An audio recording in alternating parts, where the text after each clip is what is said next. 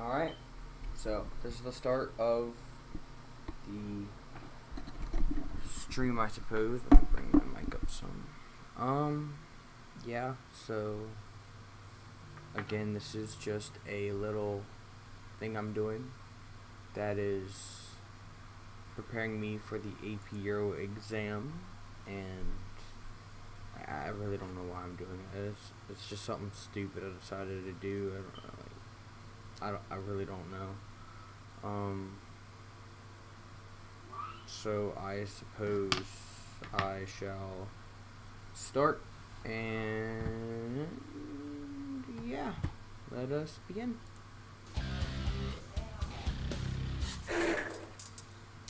Hey there, Euro. First of all, join me in welcoming Dennis Diderot to the set. Woo! Enlightenment. Dude, this That's dude not what is we're talking hype about right today. now. But still glad to have him here. You're going to see him in your textbook and wonder where you saw him. Tom Richy AP Euro show. That's where you saw him. What we are talking about today is the Northern Renaissance. By the way, this lecture is dedicated to my boy Pete in the Great White North, Canada. All right, Tim Hortons, where the magic happens. I'd Moving hope on, one day this I'd is a be able to get a shout out from continuation this dude. of our series on the Renaissance. One day. Thanks to those of you who made my video on the Italian Renaissance one of the first to come up when you search for Italian Renaissance. If you haven't done that, go watch it. I'll wait. But if you have watched it, let's go on, okay? We're used to hearing about all these Italians and sculptures and paintings and naked people and all of that kind of stuff. Well, what makes the Northern Renaissance different than the Italian Renaissance? And what do they have in common? Thanks to Jay for your question. Hopefully you're watching. And so first of all, let's go ahead and contrast. Now, the Northern Renaissance is more Christian than the Italian Renaissance. Keep in mind that the Italian Renaissance championed secularism, and so you see a lot more of a sort of pagan flavor to it amidst the Christianity. The Northern Renaissance is going to focus much more on the Christian aspect.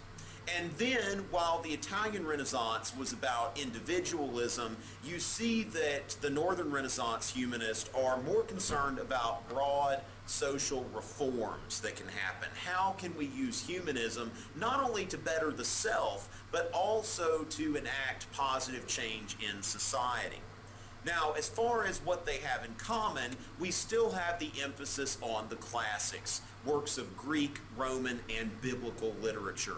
That's going to be something that all humanists have in common, no matter what their philosophy. Alrighty, boys.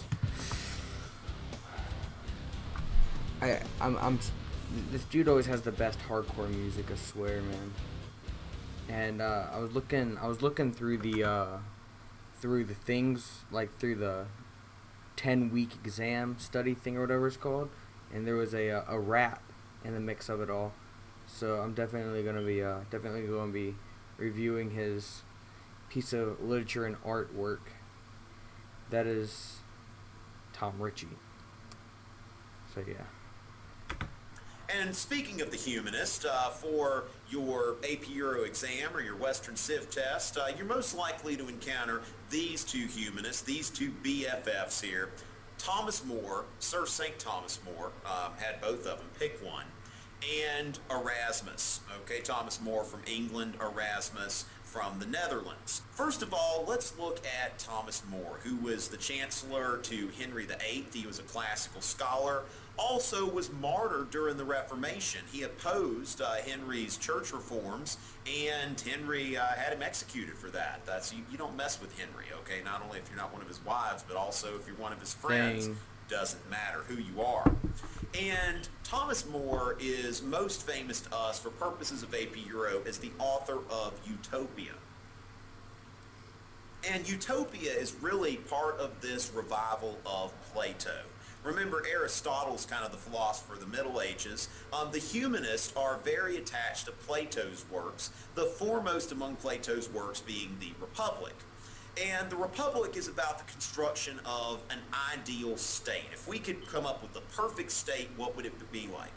And Plato gets rid of the family, he gets rid of sexual distinctions and that sort of thing. Now, Thomas More is not going to go that far, but Thomas More is still going to be contemplating this idea of the ideal state. If we could put together the perfect society, what would it look like? And so this book, Utopia, which is No Place, is kind of an imitation of Plato. Of course, you see a lot of Catholic principles here. Thomas More is not going to break up the family because that's a Catholic unit.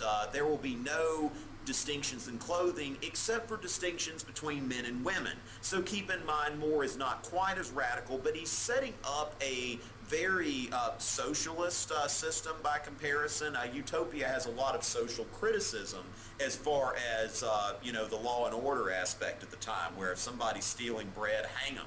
Well, Thomas More's asking, these people are hungry. What are you doing to solve these social problems? Just hanging someone for stealing bread, that doesn't get rid of poverty. So how do we get rid of poverty? And the idea is that if we all work together and you didn't have these big distinctions between rich and poor, then maybe there would be a lot more to go around. Let's move on to Erasmus, his BFF, a Dutch humanist, most famous for writing The Praise of Folly, which is imitating classical writers, because in The Praise of Folly, folly is actually a person. And just like, you know, love, the ancients, the Greeks, the Romans, they had Cupid, they had love personified. They had the muses. You know, if you're writing, you would pray to the muses so you get inspired. And so folly is actually a person here and is going places, you know, at one point to a religious dispute. Erasmus says that folly, speaking through folly, says that I went to a religious dispute, I'm often there. Ha-ha, you get it? When people are arguing about religion, folly's often there. So a lot of it is kind of tongue-in-cheek. He's thinking about questions like, should the church burn heretics? That was amazing. And is there any, well, you're thinking, well, yeah, ha-ha right there. You know, of course the church should burn heretics. That's the conventional thinking at the time. I'm not advocating the burning of heretics, no matter how interesting it may be.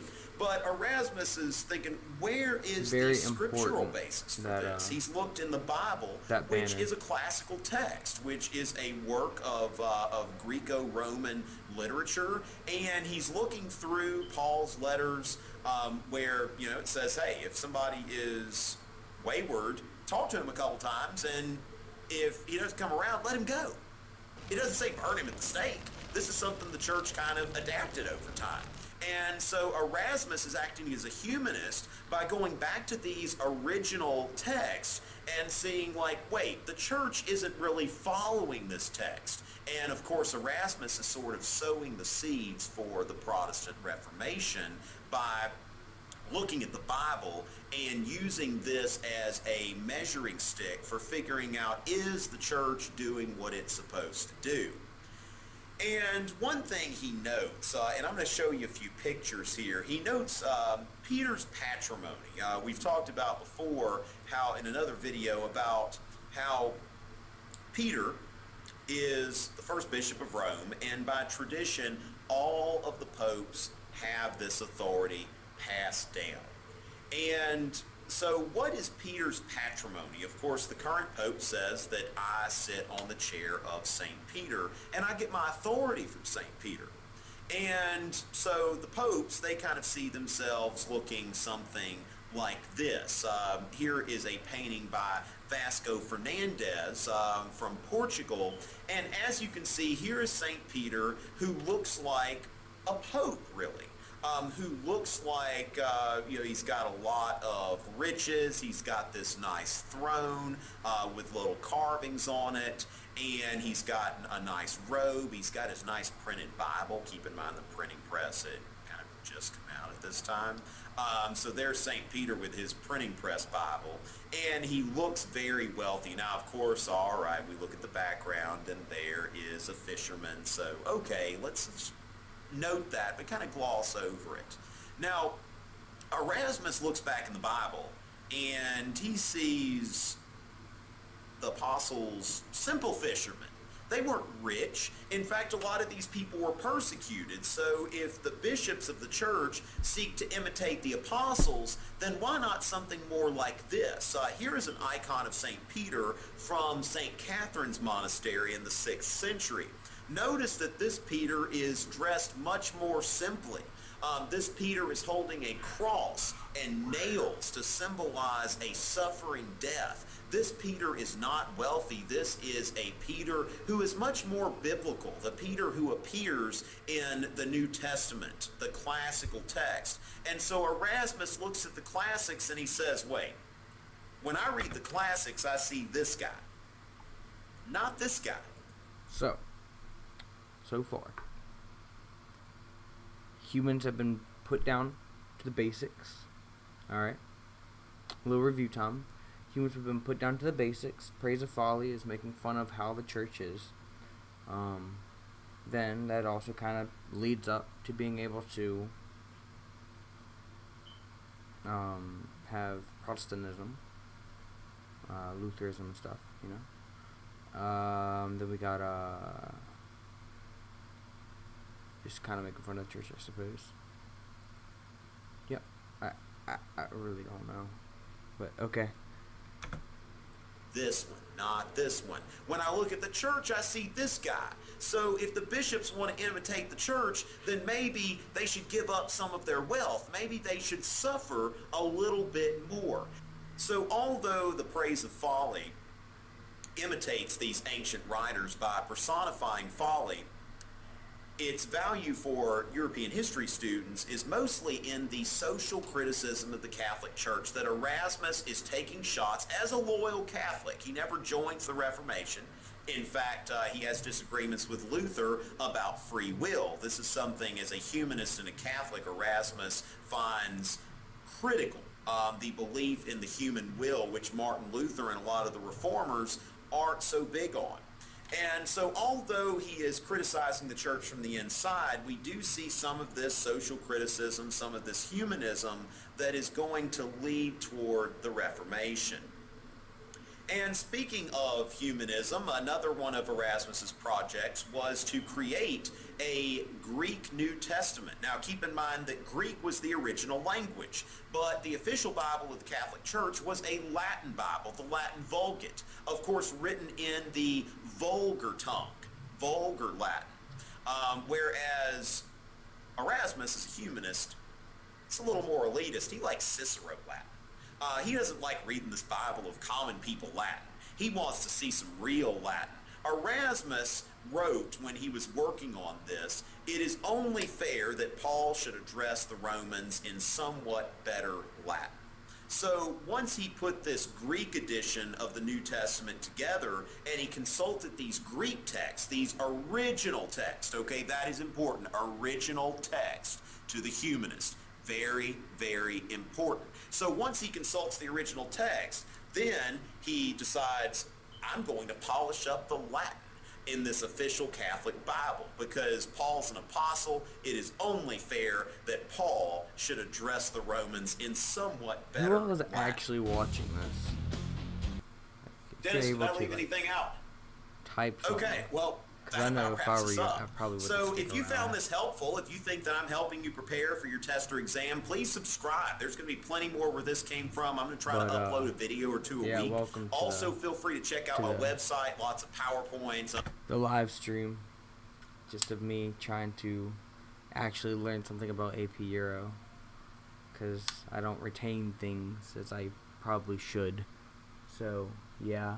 Also, I don't know if you can really hear me that well. I'm kind of like speaking directly into my mic, like 2 inches away, but yeah. So I saw an interesting video. It's not really related to the Northern Renaissance by no means, but it's quite interesting, I should say. There is a Metternich rap, 19th century isms, and I'm kind of interested, you know. So it's gonna be crazy. Oh dang. Hey there, students. Today I'm going to chat with you a little bit about the Congress of Oh, SMH, I'm so dumb. I thought I was actually talking about a rat.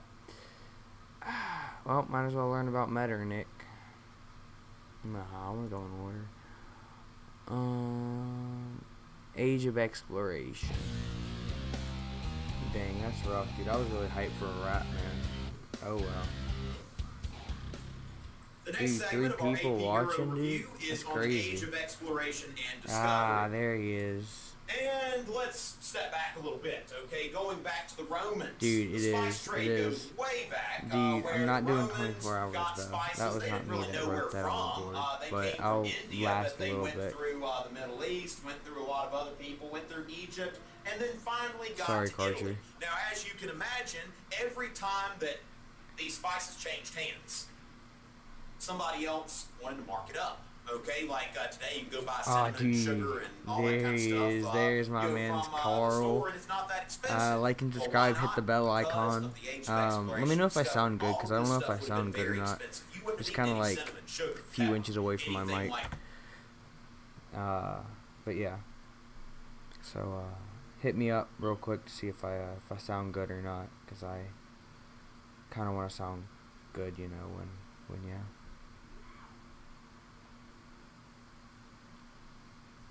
Alright, I see how it is.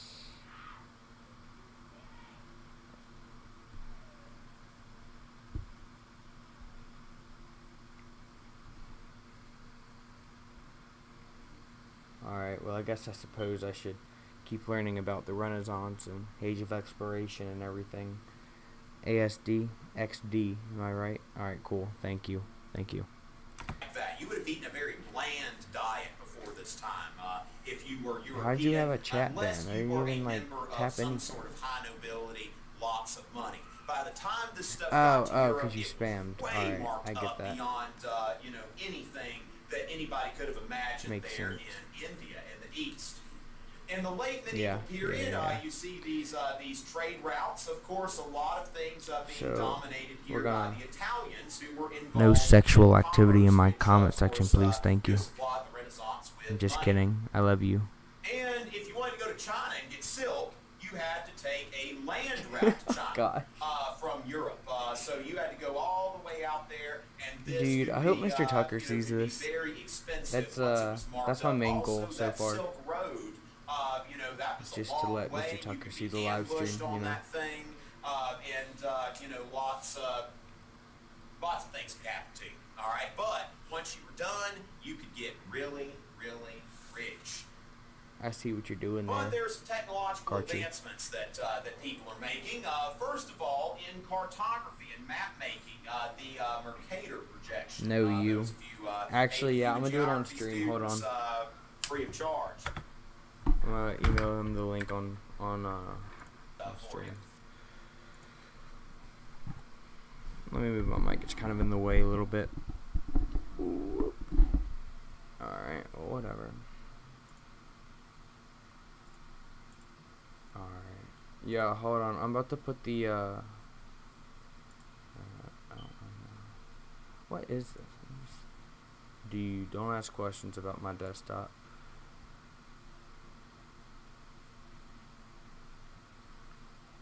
Alright, yeah, you already know. Time to get, no, don't DDoS me, please. Thank you. I'll give you my account information stuff. Dude, that's sad. Everybody left because they were looking forward to some stuff. Hold on, I swear it'll be right back. I don't even know what I'm trying to type in. Alright. David Tucker. Compose. David Tucker. There it is. And dang, I don't know how I'm gonna have to.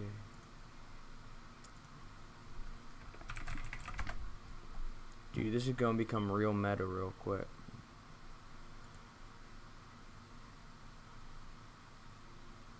Dude, that's crazy. Oh, dude, I gotta get out of here before it creates like a hold on, that's gonna be crazy. Alright.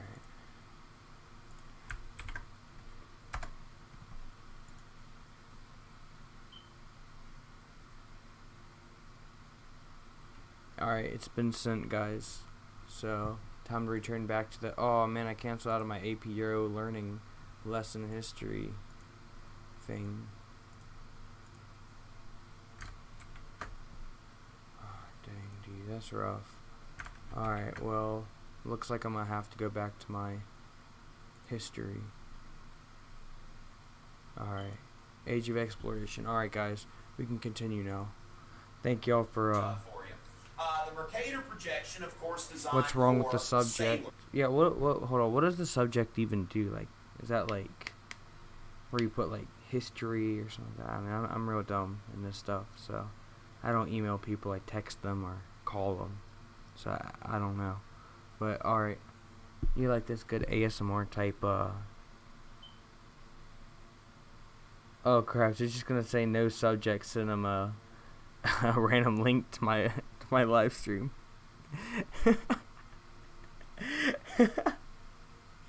Alright, whatever. Okay, Yeah, it's it's made fine. to go sailing. No, It's not a map that you oh, would look oh. at if you weren't sailing. Thank you. But this is going to help to explore, to find a sea route to get to India and China, to get to these Also, spots. guys, make sure to hit that bell you've got icon, Mercator like and projection. subscribe. You've got tools Thank here y'all. for measuring not longitude but latitude, the compass, astrolabe, the cross staff, all of these things here that are making it easier to sail. If you can remember one or two of these, great, in case you have an FRQ on the Age of Exploration. I wonder how many Pick a people few. came Say, from the "I note on the remember board." those are going to be my evidence. The caravel, okay, this is a new type of ship. Columbus had two caravels, the Nina and Pinta, I guess La Nina or something like that. We learned the Nina when I was in elementary school in Louisiana. Probably not what they called it. But these are caravels. These are ships that can go into the ocean. The ocean is harder to sail in than just the Mediterranean or something like that. So I've heard. And the 3 G's of exploration. I just realized I'm not God, even full screen. glory and gold. Of course, gold Estimate. being the most important of these. Okay, it's really all about Benjamins at the end of it. But God, glory, and Is gold, Benjamin even the alive 3 at this time? Gs. Hmm.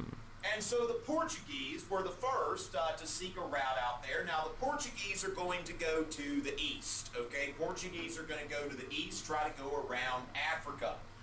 And so they've got some economic motivations. We talked about the Ottomans taking over Constantinople. Well, now the trade that went through Constantinople is not controlled by Christians, but by Muslims. Oh, Christian Europe, you're a different religion than us. That'll be another $10. This is getting that's marked crazy. up even more. It's getting harder to trade. Hi, baby. And the Portuguese are thinking, what if we could be the center of trade for Europe? Now, also, they've got some religious motivations. It's got Prester John, who is supposed to be some sort of Christian king way out there in India. Of course, they did find some Christians in India and then came to the conclusion that they were heretics and persecuted them. But they were looking for this Prester John. Prince Henry the Navigator. Now, he didn't really navigate in the sense that he was on the ship, but he did sponsor, these ships. He had a university and made this possible. And as you can see, the Portuguese are trying to get around Africa and are discovering all of these new islands on the way.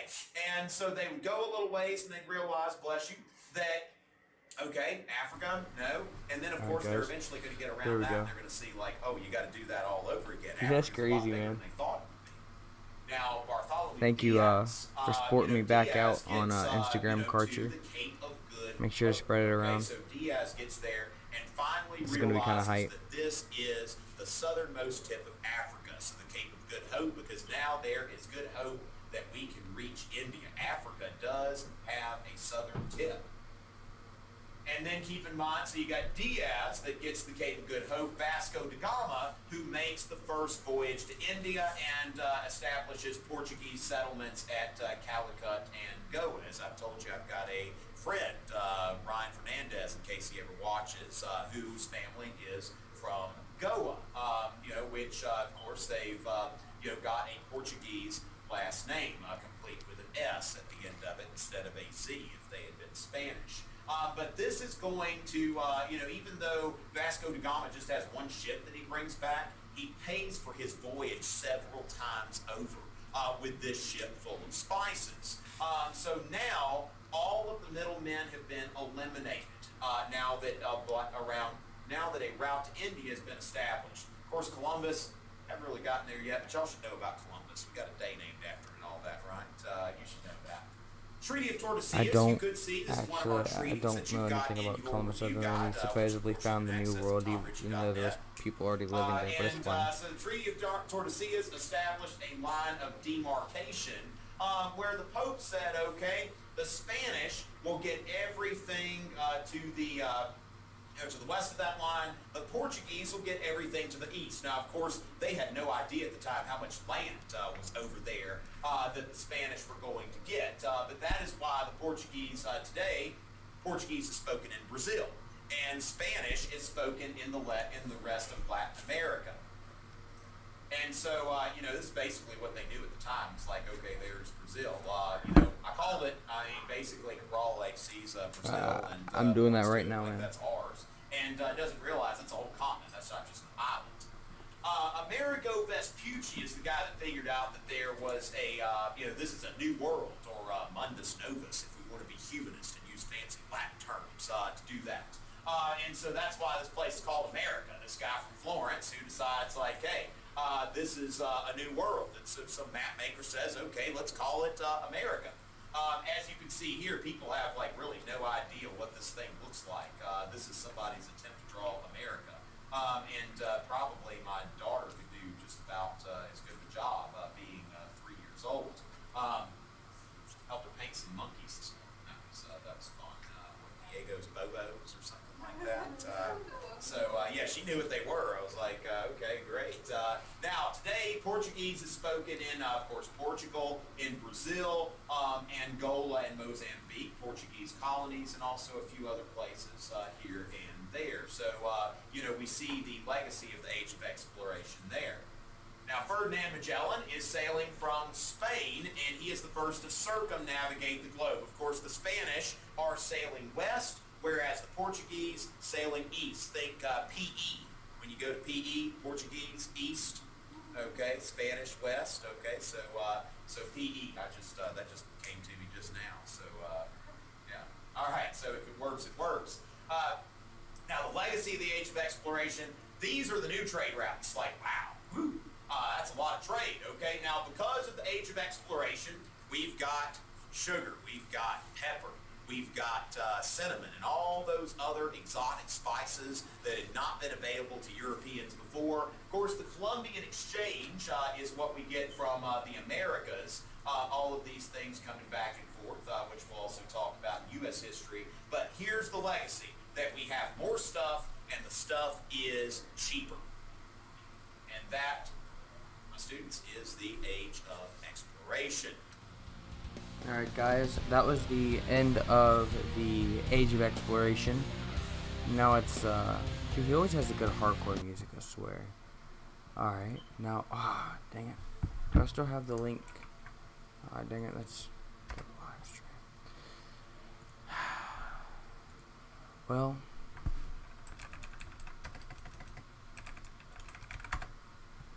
Would it be possible to have 2 different accounts? Nah, that's crazy, man. Gotta go over to Tucker's Glorious Review Packets and stuff, or whatever it's called. Where it's alright guys. Next video is causes of the Reformation. Week 2. Video is unavailable. Alright, there we go. Alright guys. Hey students. Quick e-lecture on the causes of the Reformation. This is going to be a slide cast. Going to go ahead and introduce this stuff real quick to you so you'll have a little background. And the background starts here. You may remember this piece of Renaissance art. This is by Perugino. This is called The Delivery of the Keys. It appears in the Sistine Chapel, the Pope's personal chapel. And this work of art symbolizes a very important passage of scripture. Dude, Big West just saw my is handing the keys to the kingdom of my heaven. thing. Oh, I got a new Simon subscriber. Peter. Thank you, He Carl. says, "Blessed art thou, Simon Bar-Jonah, for flesh and blood hath not revealed it unto thee, that I am the Son of God, but my Father which is in heaven. And I say also unto thee that thou art Peter, and upon this rock I will build my church, and the gates of hell shall not prevail against it. And I will give unto thee the keys of the kingdom of heaven. And whatsoever thou shalt bind on earth shall be bound in heaven, and whatsoever thou shalt loose on earth shall be loosed in heaven. Whew. All right, enough preaching. Now, Dude, what this is, what you shall bind on earth. Peter, I want him to come to my church as an and on earth, and I will how do you back say it? And excited this is preacher the doctrine is the nickname that for him. Peter is Christ's vicar, Christ's representative on earth once he leaves. And this authority is passed from Peter, who is traditionally held to have been the first bishop of Rome, to every other bishop of Rome after him, which is the Pope. So the current Pope lives vicariously through Peter as the vicar of Jesus Christ himself. And if you look here at the papal insignia used today, you see these keys to the kingdom of heaven, that Jesus has given these keys to St. Peter, who has delivered those keys through everyone else down to the current Pope. And so the current Pope's authority comes straight from Jesus Christ, which in the Middle Ages gave the Catholic Church a bit of a religious monopoly. Now, those of you who have studied business know that monopolies are not good for either the business or the consumer. Things get a little less competitive. People get lazy. And so this is what happens during the Middle Ages, that the Catholic Church gets a little bit off of its game. Now, let's go all the way back to the late Roman period, when St. Jerome translated the Bible into Latin. Jerome Translated the Bible into vulgar Latin. Now, not that kind of vulgar, okay? So I'll this be is the honest, that Bible almost in gave me a heart vulgar attack. language, but St. Jerome was translating the crazy. Bible from the original Hebrew and Greek into language that people could understand, the language of the common people, the language of the masses. When your parents tell you not to use vulgar language, they're telling you not to use the language of the common folk, the language of the lower classes. And so the intent here was that St. Jerome wanted people to be able to read the Bible and to understand kind of looks like Jerome the as Bible. well. Well, fast forward about 1,000 years, and what we see is that this Latin Vulgate comes from being a Bible for the people to being the official Bible of the Catholic Church. And of course, language changes a good bit over 1,000 years. If any of you have read Beowulf or Canterbury Tales in their original form, well, you have a lot of trouble reading this stuff because the English language has changed so much since those things were written. So Latin goes from being a language of the people to a language of scholars, a language that people can't really understand. And so, case in point, can you read this? Now, I can tell that that is a letter F, but other than that, I can't read this. This is not a Bible that makes any sense to me. And I'm a reasonably educated person. Now, think about, what about this guy? Can he read it? Can he even understand what it says? And so what the Catholic Church is experiencing as the Middle Ages come to a close, as we go into the Renaissance, the Catholic Church is disconnected from the average person, and really from a lot of the above average people as well. Even a lot of those in the educated classes are getting disillusioned with the Catholic Church, largely because of corruption in the church. Of course, this comes with monopolies. When you don't have to compete with anyone, when you don't have to offer a quality product, you get lazy. And so there were 5 problems in the Catholic Church at this time. One of those being simony. This is the sale of church offices. This comes from a passage in the book of Acts where Simon the magician offers St. Peter some money for a church office. He tells Peter, he says, "How do I do those miracles that you're doing? I would be willing to pay you." And Peter says, "Get out of my sight." Now, fast forward 1,500 years, and when somebody wants a church office, they are expected to pay for it. So simony became the norm, that when someone wanted to become a bishop, well, you need to pay for that office. So the church had changed a good bit from the original. Nepotism. This is the practice of giving church offices to one's family members. Comes from the Greek word nepos. So the church is becoming a sort of family reunion. People aren't being put in their positions because of their merit, but because of who they know. Absenteeism. Lots of times somebody would go to the church and nobody would be there. Some people weren't even reporting to work. So you're thinking about going to church? Well, the priest isn't here. This was a problem. And if the priest was there, he may or may not have been educated. Uneducated priests were a problem because they couldn't really even understand the Latin they were reading, and some of them maybe even not much else, because they'd gotten their jobs not because of merit, but because of who they knew.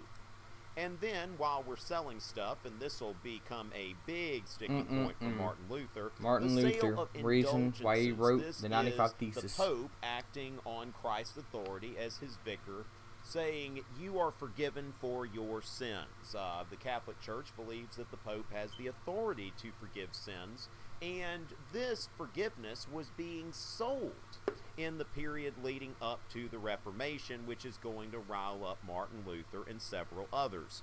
Now, of course, in the Middle Ages, these problems persisted in the late Middle Ages, but you don't challenge the church. This wasn't a very smart thing to do because the church was very powerful. There were some people like John Huss in Bohemia who challenged practices and doctrines of the church and tried to do things a little differently. Well, the church didn't respond too well to that. In the Middle Ages, you don't want to challenge the church. This is what happens. Heresy equals death. You will be burned at the stake. Well, what makes this period leading up to the Reformation different? Well, what it does is a game changer, which is the printing press.